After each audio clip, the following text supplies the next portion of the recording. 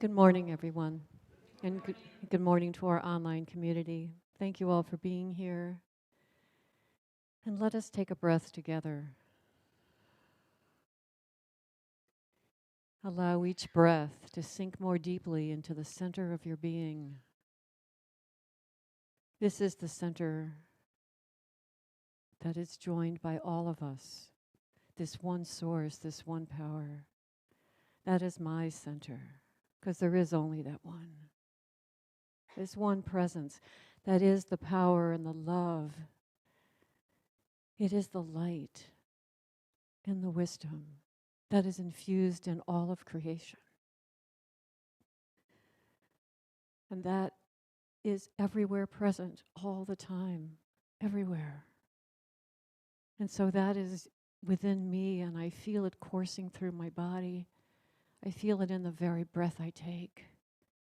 I feel its vibration shaking everything loose that is not like itself, transforming it into something else of my own creation, what it is that I choose, what it is that I desire. This power is so potent. It can do that and so much more. And if this is true for me, this is true for all present. All have that same power, all have that same love. All are part of this divine source, cannot be separate. If you don't feel it in a certain moment, just breathe into that knowingness and feel that ripple inside of you, that ripple that is source energy. And throughout this service, I speak my word, that we take in all the words of power, the words of love. That is the foundation of who we are. That is what we're made out of. Each one, that perfect spirit, creating anew each moment, opening into that wholeness more and more, saying yes to that. So in great gratitude, I say yes to that. And I release this word into the arms of God, into that spirit, into that law that only knows one word, yes. Tell me how high to jump. And with that, I say, and so it is.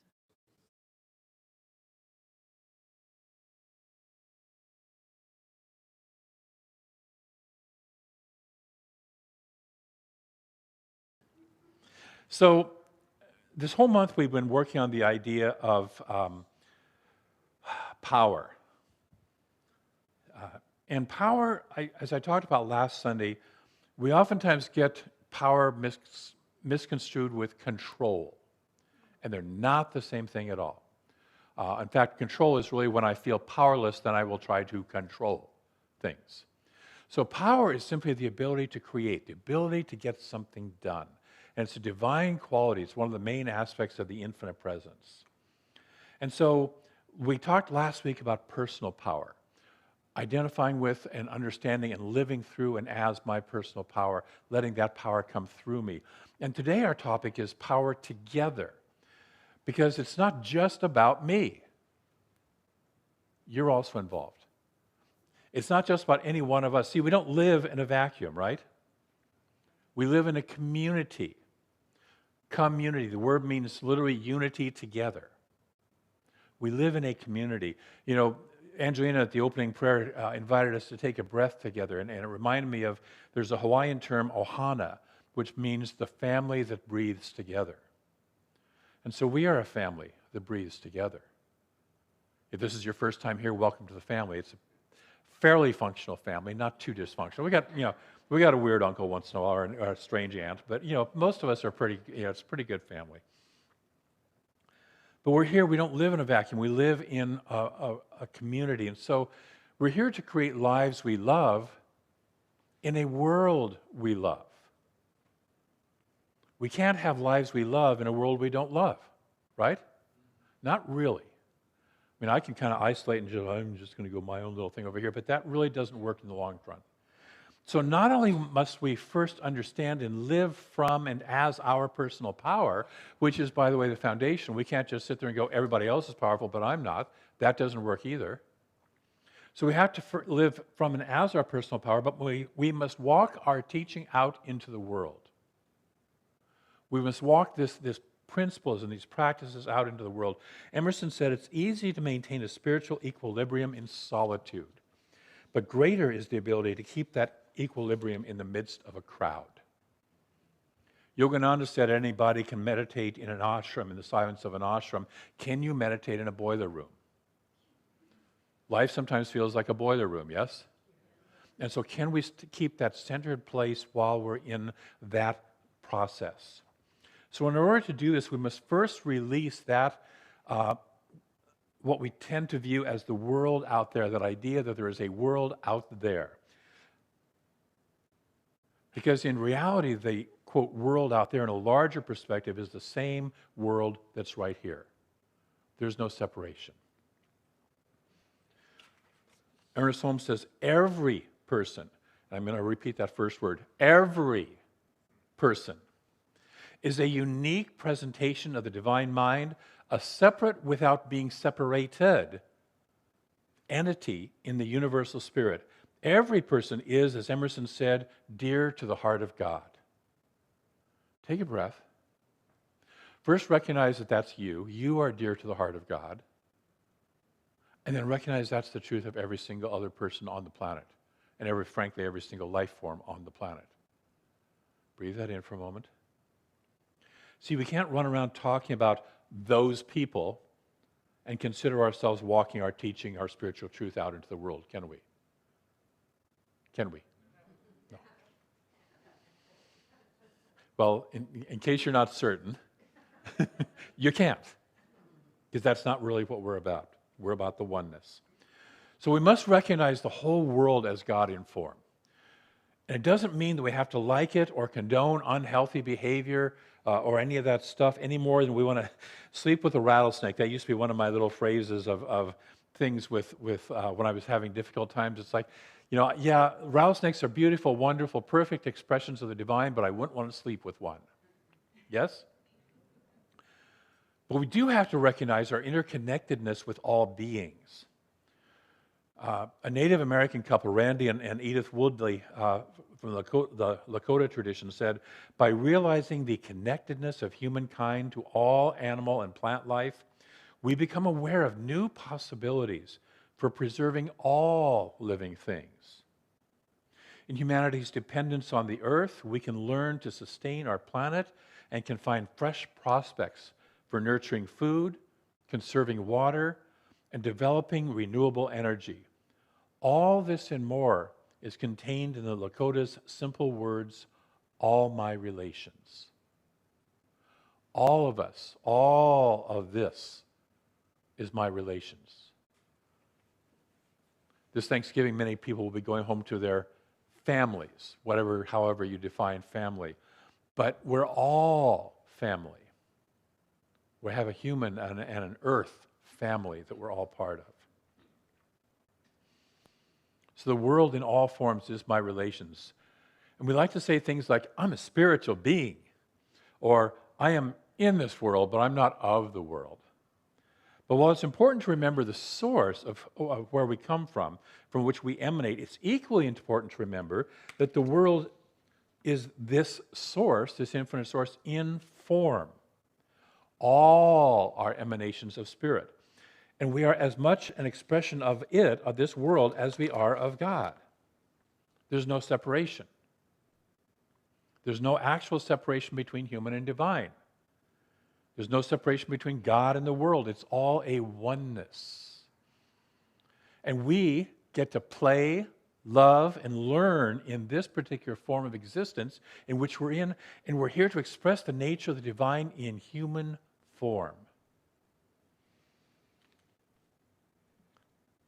And that nature of the divine, I talk about oftentimes, there's what Thomas Trower described as 7 main aspects of God: life, love, light, power, peace, beauty, and joy. And it starts with life. This is a progression, by the way. It starts with life. By the way, it ends with joy. The purpose of life is joy. Just in case you want to know.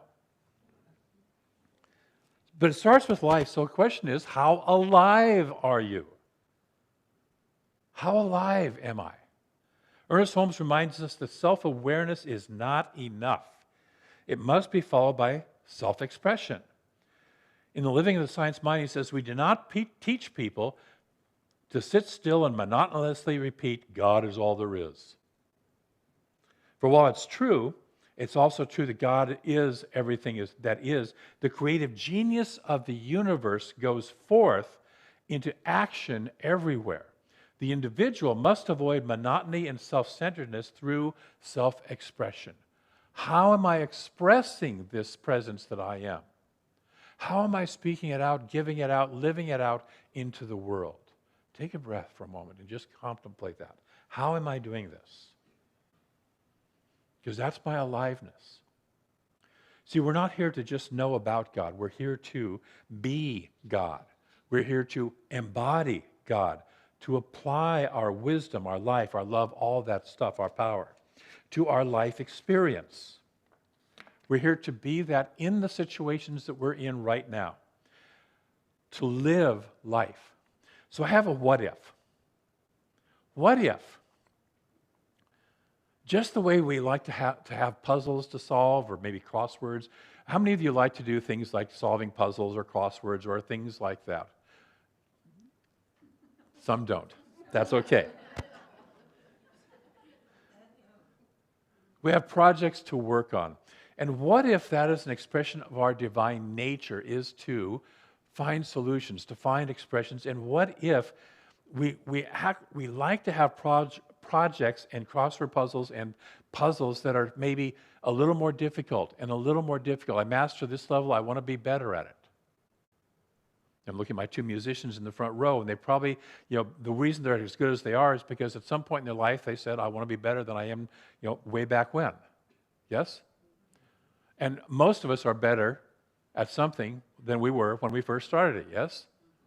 Yep. I love what Mary Morrissey reminds us, that we failed our way into walking by falling a bunch of times, We failed our way into learning how to ride a bike by falling a bunch of times. Years ago, many of you know I used to be a hardcore cyclist, and years ago I was involved in training bicycle police when I was living up in Seattle, and I had just done this wonderful training with them, and doing all sorts of stuff, and there was an obstacle course we set up in Discovery Park and stuff for them. And on the way home, I'm riding home, and I decided to come up to a stoplight and do a track stand, which means you keep both feet in the pedals, you bring the bike to a complete stop, and you sit there and wait until the light turns. And I fell over in front of a couple of people in cars behind me. And I'm sitting there going, here I am, I've just done all this training, and whop, because I was trying to do something a little more, yes? So we always do something a little more, and we learn when we fall over. I don't do it the same way anymore. Well, I don't do it at all anymore, but... So what if our divine nature, and what if the situations and conditions of the world today are an inner urge to see how big of a challenge we can take on? By challenging that creative genius of the universe that lives in, through, and as us, that is operating in, through, and as us, to up-level our expression of creativity and find our way out of this particular puzzle, this particular maze. And here's the thing. We can't think our way out of it. Yes? Our finite minds operating only at the human level of knowledge are not enough to work ourselves out of the situations that we're in the world right now. Breathe. So we're being forced to grow spiritually, to turn to something else, to turn to that greater wisdom light within us, to create a new model that makes the old model obsolete. To not fight with or resist what's happening, wrestling with the shadows on the screen, but instead letting a new vision for humanity, for planetary life, to be born within us and expressed through us. What if that's what we're playing at right now? Would you be willing to play with that game? Even if you're kicking and screaming down the path of transformation.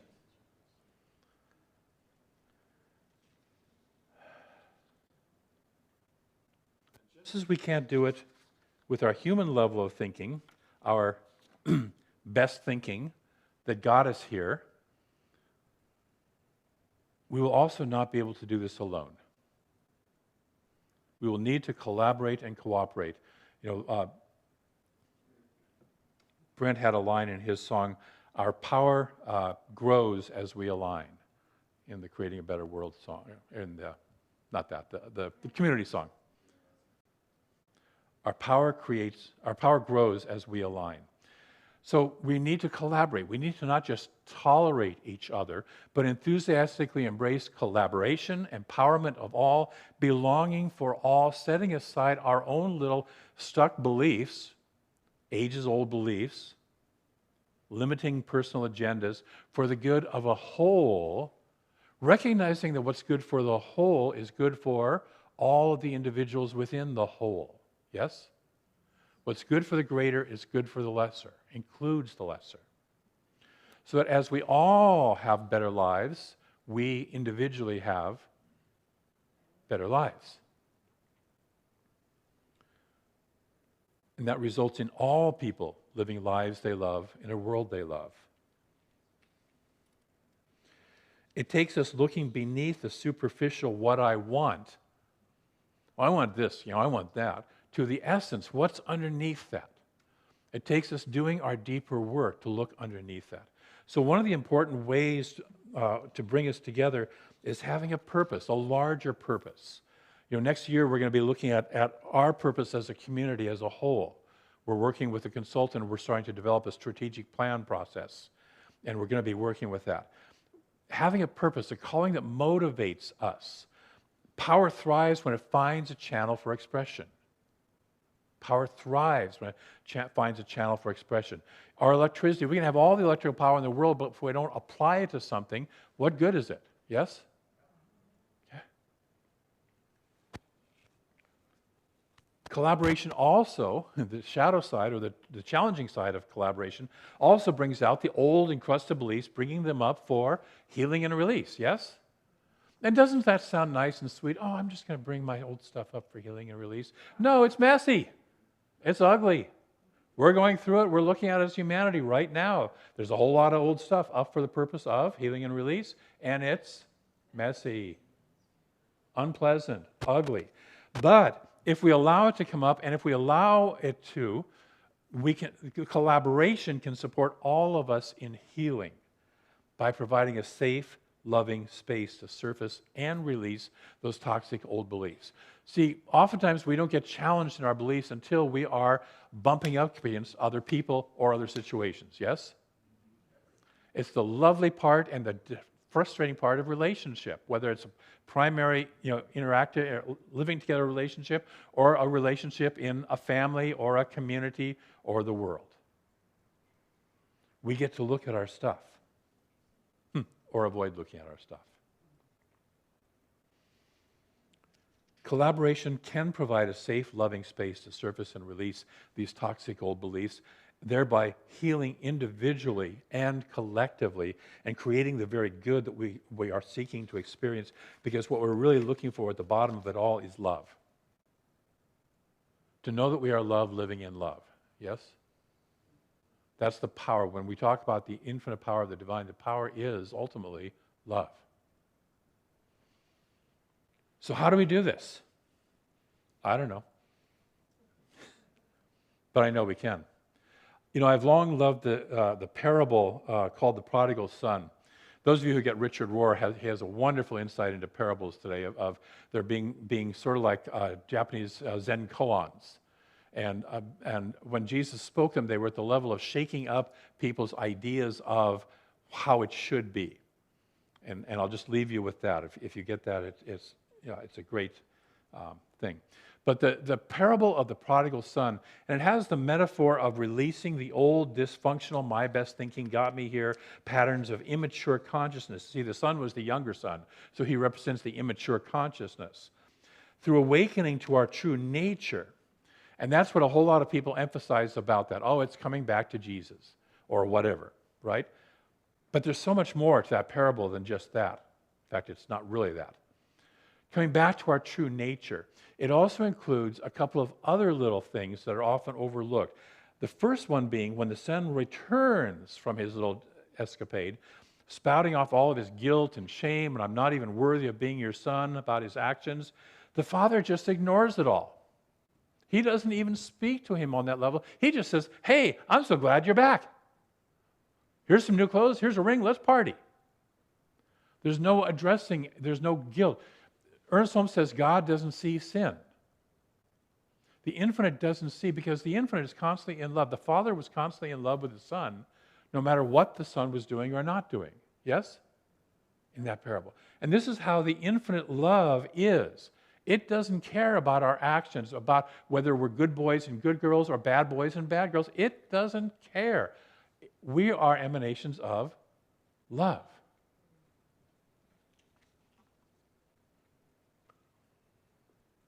There's also one other aspect to that, and it's the upset of the number one son, the older son, who he comes back from being in the fields and finds this party going on and said, what the heck?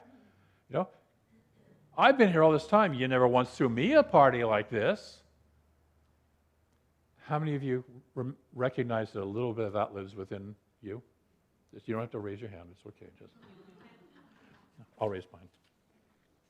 Why does he get all the goodies? And the father responds by pointing out that this son always has been present to everything that he has. All he has was always his son's, which implies that although he was a good son and he did everything right, he never asked for a greater good. He never asked for a party. Oftentimes we sit here and we know that the infinite good of the divine is fully present as us, through us, for us, all around us, and we never ask. We never do what we in religious science call commanding the law. We live in an infinite wholeness, but we never ask.